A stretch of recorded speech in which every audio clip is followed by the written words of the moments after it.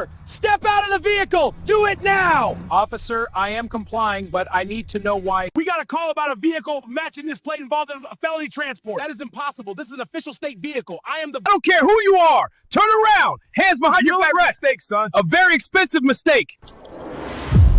The camera is already recording when the patrol vehicle comes to a stop on the shoulder of a U.S. highway. Traffic continues to move at speed. Wind noise carries across the open lanes.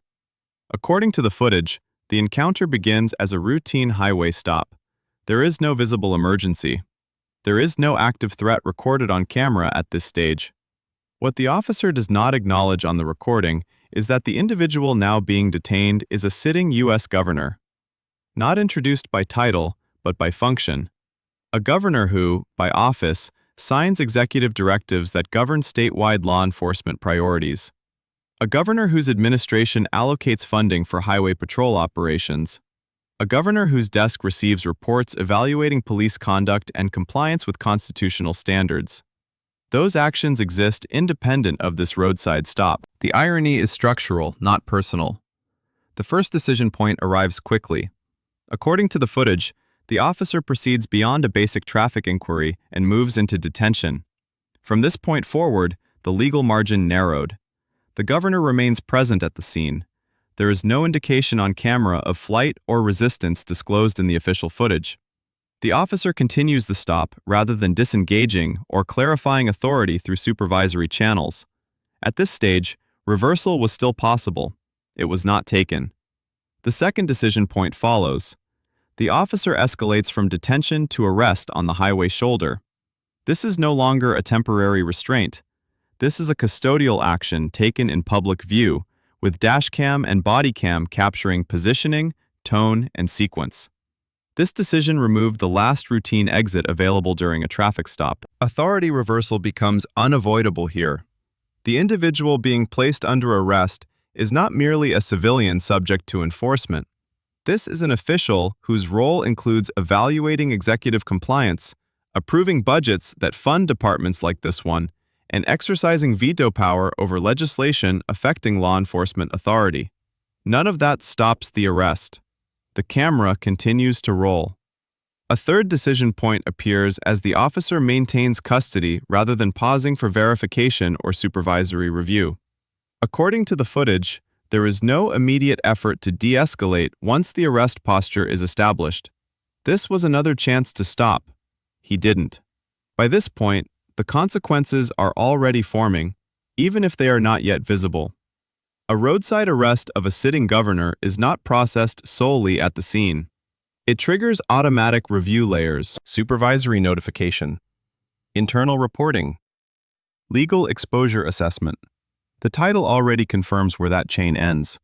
A decision that will later cost $9 million. The dramatic irony is complete before the cruiser door closes. The camera captures a moment of control exercised in seconds. The financial and legal impact will unfold over months. The commitment of this narrative is simple and unavoidable. This was not about who the person was, but about what decisions were made on camera, and what those decisions would make inevitable. The footage does not show a suspect attempting to flee. It does not show a struggle. It shows a vehicle stopped on a highway shoulder, hazard lights intermittently visible, traffic continuing to pass at speed. According to the recording, the individual later identified as a sitting U.S. governor remains where instructed. There is no recorded attempt to leave the scene once the stop begins. From a legal standpoint, presence matters. A traffic stop on a public highway is a seizure under the Fourth Amendment, but one bounded by purpose. The lawful scope is narrow. Address the reason for the stop, confirm identification, and either issue a citation or disengage. The footage shows the governor remaining within that scope. Hands are visible when required, movement is limited, speech remains controlled. The first legitimacy contrast forms here. The governor's conduct, as captured on camera, aligns with what constitutional standards define as compliant during a stop. The officer's perception, however, begins to diverge.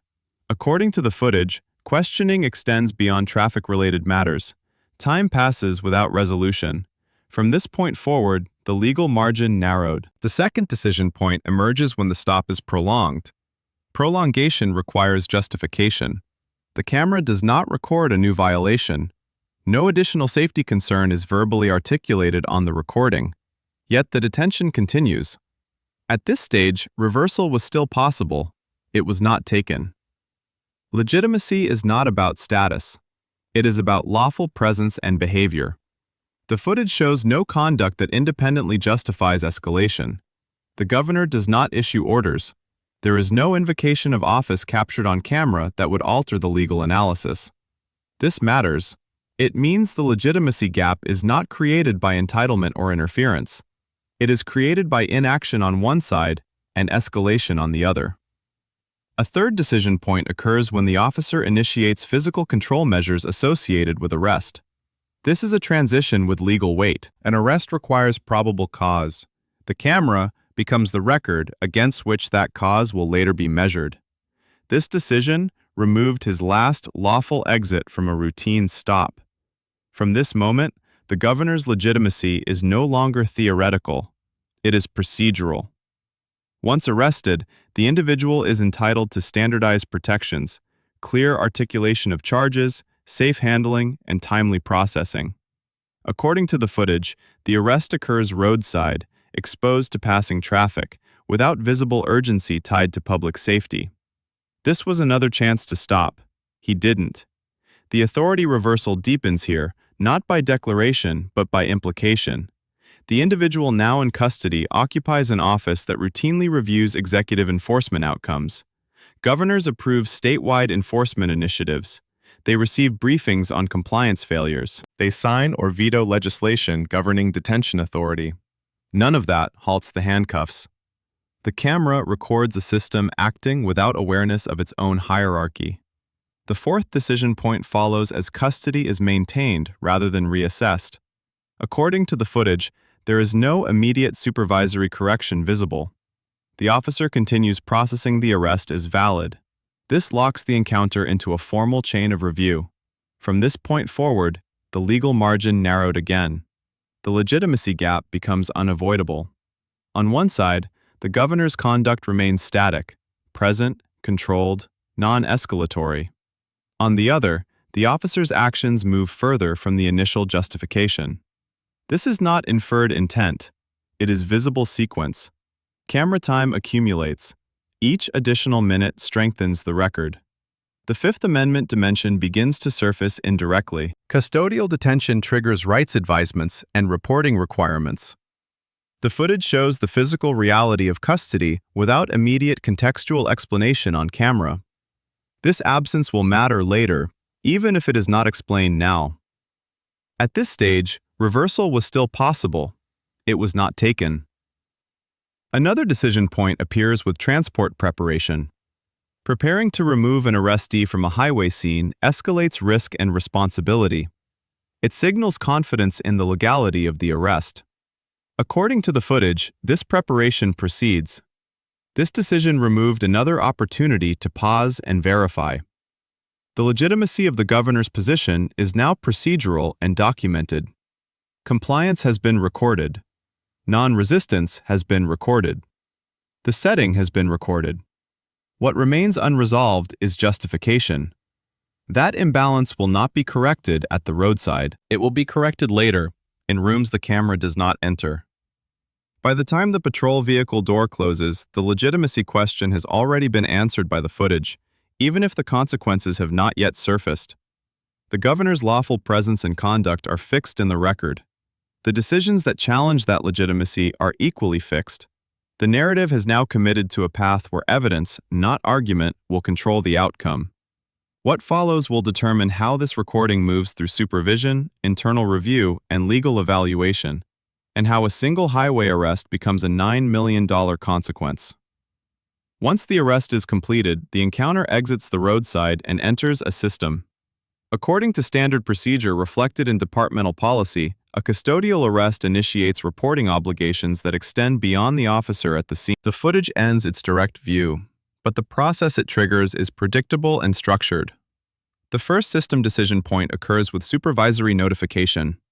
An arrest of this nature is not processed in isolation. According to departmental norms, Arrests conducted on a highway shoulder are flagged for review due to safety exposure and procedural risk.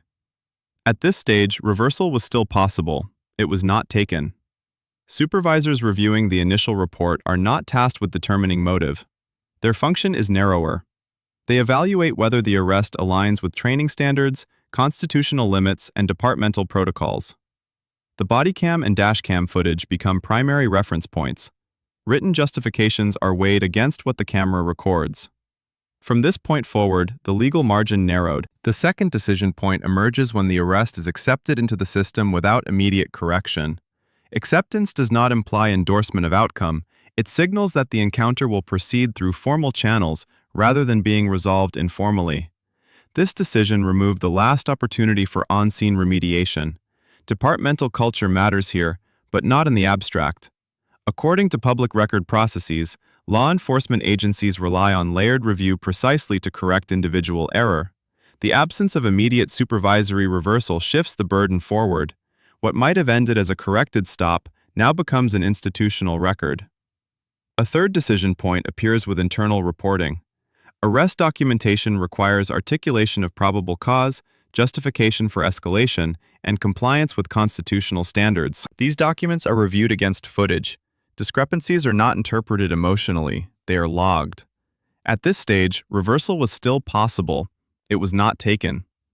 As the report moves upward, the authority reversal intensifies quietly. The arrestee is a sitting U.S. governor, not as a symbol, but as a procedural fact. Governors are routinely briefed on departmental performance metrics. They approve statewide public safety funding. They receive summaries of civil liability exposure tied to enforcement actions. None of this alters the review criteria. It alters the stakes. The fourth decision point occurs when the matter advances to internal affairs rather than being administratively closed. Internal affairs review is not punitive by default. It is investigative. According to standard practice, IA evaluates adherence to policy, training, and constitutional requirements. This transition confirms that the arrest raised compliance questions that could not be resolved at lower levels. From this point forward, the legal margin narrowed again. Internal affairs review relies on sequence. What was the initial basis for the stop? What justified prolongation? What justified arrest? Each step is assessed independently. The footage does not change. The narrative around it does. This is where escalation decisions made earlier begin to compound. Another decision point follows with departmental leadership awareness. When leadership is notified, the focus shifts from individual conduct to institutional exposure. According to public sector legal frameworks, arrests involving high-ranking officials trigger risk assessment protocols. This is not preferential treatment, it is damage control. This was another chance to stop. It didn't happen earlier. At this level, the department's legal counsel becomes involved. Their role is defensive and procedural. They assess whether the arrest can withstand judicial scrutiny and whether early settlement considerations are warranted. According to standard municipal practice, counsel reviews footage, reports, and applicable constitutional standards. At this stage, reversal was still possible. It was not taken. The fifth decision point occurs when the department elects to defend the arrest procedurally rather than immediately concede error. This decision narrows future options. Once a position is taken in internal review, shifting later becomes more costly. This decision removed another lawful exit, not from the arrest, but from its aftermath. Throughout this process, no motive is assigned, none is required. Systems do not operate on intent. They operate on documentation. The authority reversal remains implicit. The individual in custody is an executive who routinely oversees statewide enforcement outcomes. The department reviewing the arrest operates under statutory frameworks that executive offices help shape. The camera does not comment on this. It does not need to. The sixth decision point appears when the matter advances beyond internal affairs into formal legal review. At this stage, the question is no longer whether policy was followed, it is whether constitutional violations are now alleged. According to public record processes, this transition signals potential financial exposure. From this point forward, the legal margin narrowed to dollars and timelines. What began as a highway stop is now an institutional event. Each layer that declined to halt or correct the arrest added weight. Each review that accepted the prior decision carried it forward. None of these steps required malice. They required only continuation. By the end of this phase, the outcome is no longer controlled by the officer or even the department alone. External review becomes inevitable. The footage has moved beyond internal corridors. It is now positioned to determine not just accountability, but cost. The system has finished making its choices. What follows will show how evidence moves once it leaves internal control and enters formal investigation, and how silence on camera becomes louder than any report. The escalation is not marked by a single dramatic act. It unfolds through sequence. According to the footage, the arrest transitions from a static roadside position into controlled movement. The governor is guided along the shoulder, away from the stopped vehicle, toward the patrol car. Traffic noise remains constant. The environment does not change. The legal posture does. The first escalation point in this phase occurs with positioning. Arrests conducted on a highway shoulder introduce risk. Policy generally favors minimizing exposure time near active lanes. According to the recording, the officer proceeds without relocating to a safer area before continuing custody actions. From this point forward, the legal margin narrowed. The second escalation appears with restraint management. The footage shows restraint maintained while instructions continue. There is no visible resistance recorded. The purpose of restraint at this stage is control, not correction. At this stage, reversal was still possible. It was not taken. The camera captures spacing. Distance between officer and subject narrows and widens as instructions are issued. No additional justification for continued custody is articulated on camera. The absence is not commentary. It is record. This decision removed another lawful exit. A third escalation point follows, as the patrol car becomes the focal point. Opening the rear door is procedural but consequential. It signals completion of arrest processing and intent to transport. According to standard legal interpretation, this step solidifies custody. This was another chance to stop. He didn't. Once the door opens, the environment compresses. Highway noise dulls. The frame tightens. According to the footage, the governor is seated without recorded resistance. Hands remain controlled. The officer's movements are methodical. There is no urgency tied to public safety visible at this stage. From this point forward, the legal margin narrowed again. The fourth escalation arises not from action, but from omission. There is no recorded pause to verify authority or consult supervisory direction at the moment transport begins. Highway stops allow discretion. That discretion is no longer exercised. At this stage, reversal was still possible. It was not taken. As the vehicle prepares to depart, the dashcam records traffic passing uninterrupted. The arrest is now mobile. Once transport begins, internal timelines activate, booking procedures, notification chains, documentation clocks. This decision removed the last practical opportunity for correction before institutional processes lock in. The authority reversal sharpens here. The subject in the rear seat occupies an office that routinely reviews statewide enforcement outcomes. Governors receive briefings on arrest data, civil exposure, and policy compliance.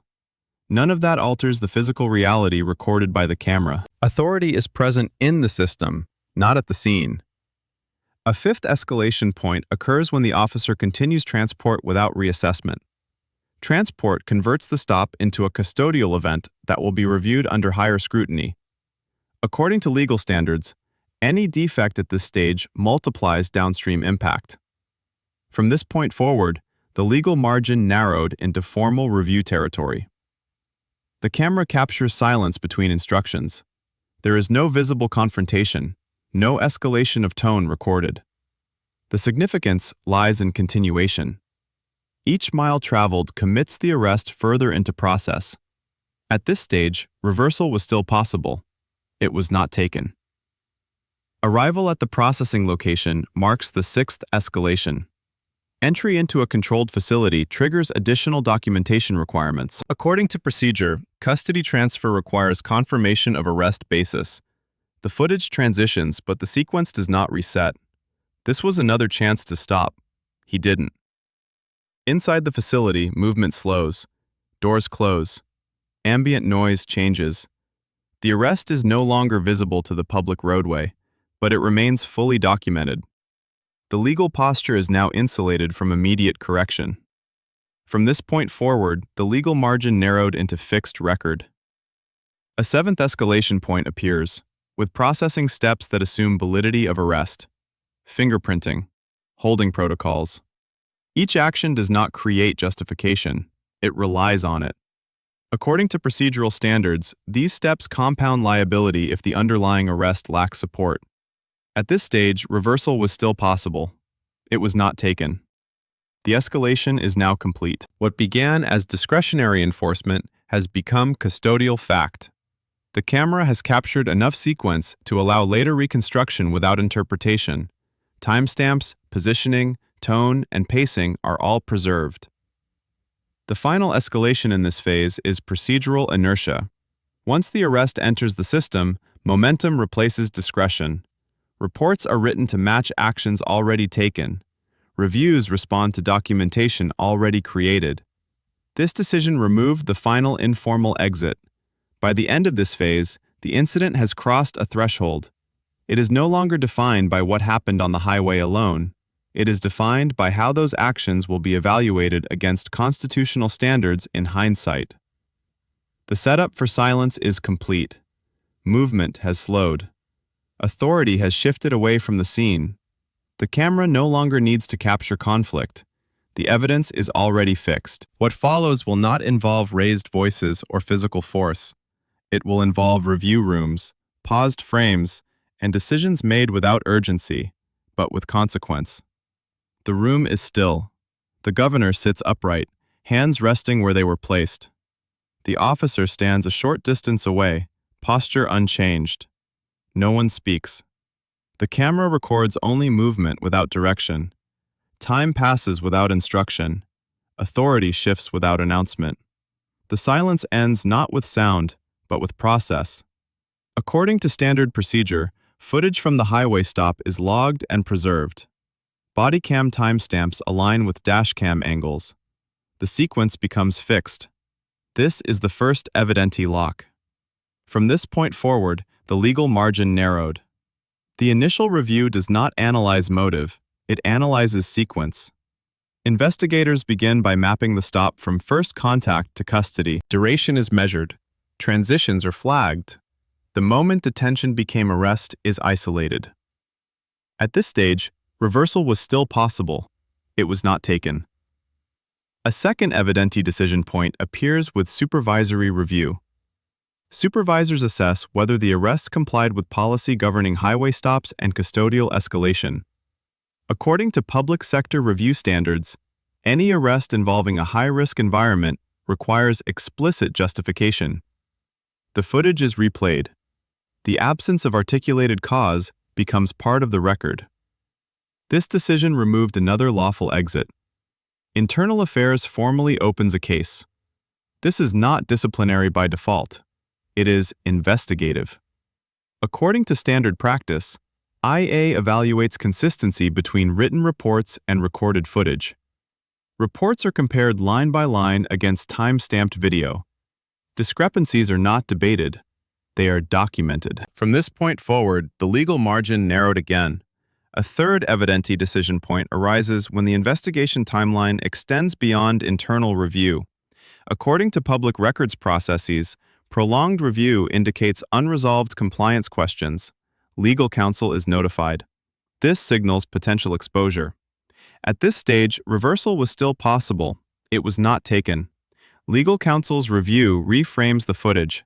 The question shifts from policy adherence to constitutional analysis. Fourth Amendment standards are applied to each phase: stop, detention, arrest, transport. The footage does not argue, it shows. This decision removed the final internal buffer between the department and external scrutiny. The next decision point occurs with evidence preservation orders. Once litigation is anticipated, footage is locked against deletion or alteration. Metadata is secured. Chain of custody documentation is completed. According to standard municipal practice, this step acknowledges that the incident may proceed beyond administrative resolution.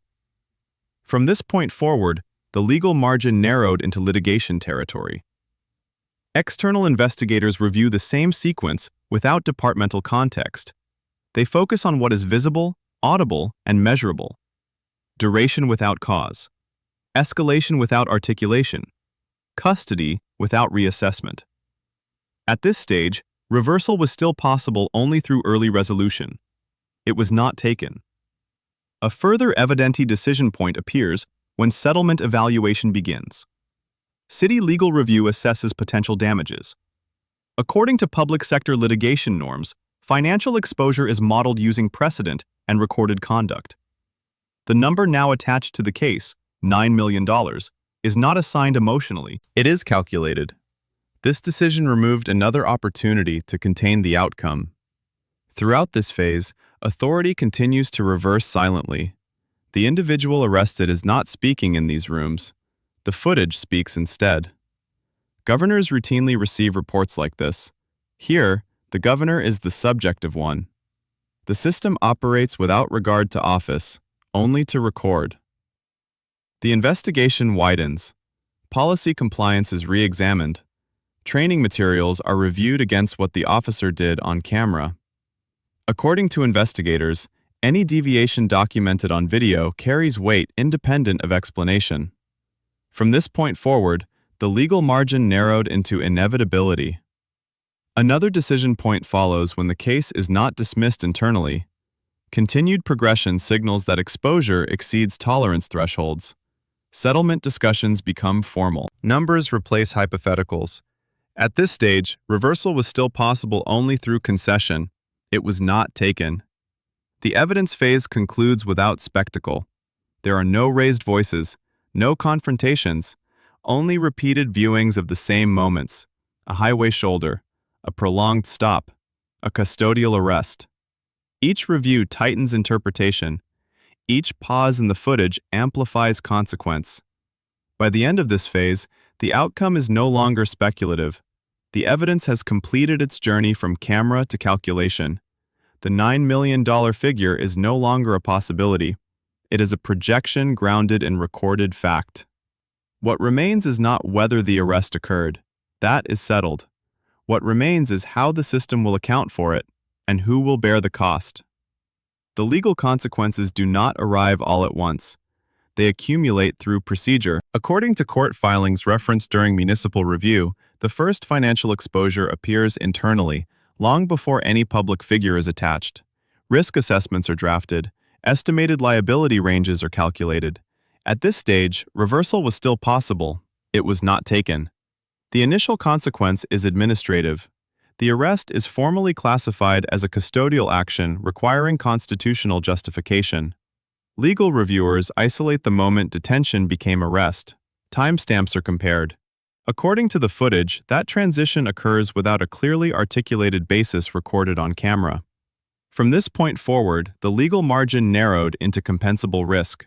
The second consequence emerges when claims are formally asserted.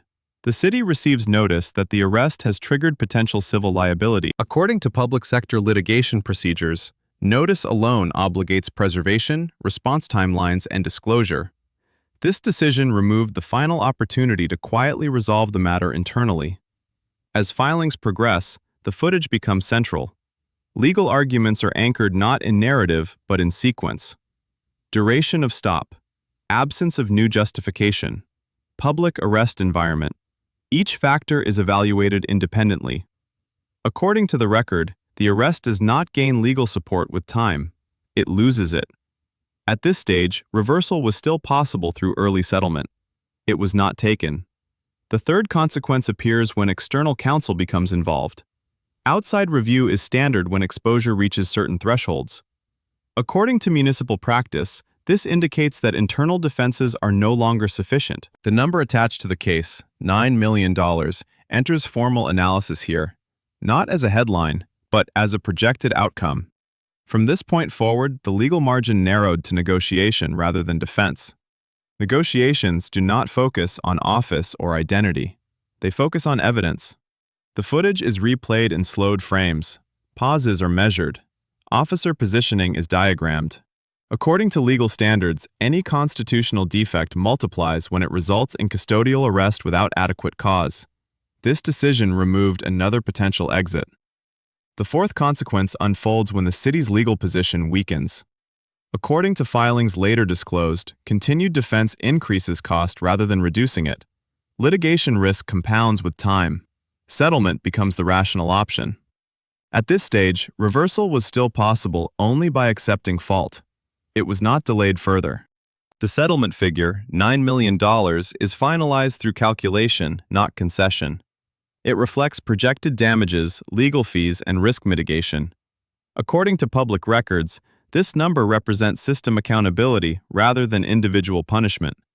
From this point forward, the outcome becomes irreversible. A fifth consequence follows immediately. Settlement approval triggers mandatory reporting. Budgets are adjusted. Insurance carriers are notified. Oversight bodies are briefed. The arrest now carries institutional weight beyond the case itself. This was another chance to minimize impact. It no longer exists. The officer's role in this phase is procedural. Employment status, discipline, or termination, if any, are processed separately and are not publicly disclosed in official records within the title's scope. What is disclosed is cost. $9 million transferred as consequence of a single chain of decisions recorded on camera. The authority reversal reaches its final form here. A governor's office routinely reviews settlements like this, often as abstract line items. In this case, the office is connected directly to the event that generated one. The system does not pause to acknowledge the irony. It processes it. The final legal consequence is precedent. According to municipal legal frameworks, settlements of this magnitude alter future decision-making. Training is revisited. Highway stop protocols are reassessed, not because of opinion, but because cost demands it. From this point forward, the legal margin shifts for everyone. The case does not end with a verdict read aloud. It ends with payment authorized, funds allocated, and records archived. The footage remains unchanged. The decisions remain traceable. The cost is now fixed. What remains is not the question of legality. That has been answered financially. What remains is the system's response after the cost is absorbed, and whether the record changes what happens next time. After the settlement is authorized, the system does not return to normal. According to standard municipal process, a payment of this scale triggers mandatory internal review beyond the originating department. Budget committees are briefed. Oversight mechanisms activate. The incident is no longer isolated. It becomes a reference point. Policy review begins without attribution of motive. Highway stop procedures are examined against the footage. Training materials are compared to recorded conduct. According to internal review standards, any deviation captured on camera requires correction, not explanation. This decision to revise policy is not symbolic, it is financial. The authority reversal completes itself here. Governors routinely receive briefings on settlements arising from law enforcement actions. In this case, the office associated with those briefings is directly connected to the event that produced one. The system does not comment on that fact. It absorbs it. Training protocols are updated. Supervisory checklists are amended. According to review documentation, emphasis is placed on decision points: when to disengage, when to verify, when to escalate. The footage is used not as punishment, but as instruction. From this point forward, the legal margin shifts across the department. Oversight reporting extends beyond the department. External monitors review compliance with revised standards. Insurance carriers adjust risk models. According to public sector accountability frameworks, settlements of this magnitude alter premium calculations and exposure thresholds. The impact spreads outward. No public statement alters the record. The footage remains the same. The timestamps do not move. What changes is interpretation. Where discretion once existed, procedure now narrows it. Where escalation was once unchecked, verification becomes mandatory. The officer's individual outcome is processed through employment channels, not publicly disclosed in official records within the scope of the title. What is disclosed is systemic response. Policies change because cost demands it, not because narratives do. The final shift is cultural, not emotional but operational. Officers are reminded that cameras do not capture intent, they capture sequence. Every pause, every continuation, every missed opportunity to stop becomes measurable. This incident reinforces that principle. The settlement closes the case financially, but not functionally. The record enters training libraries. It appears in risk assessments. It is cited internally when decisions are reviewed. The system adapts because it must. There is no speech to conclude this story. There is no apology required for the process to work. The camera recorded a decision. The system calculated its cost. The outcome is irreversible. The highway remains. The patrol cars continue to run. But the margin has changed.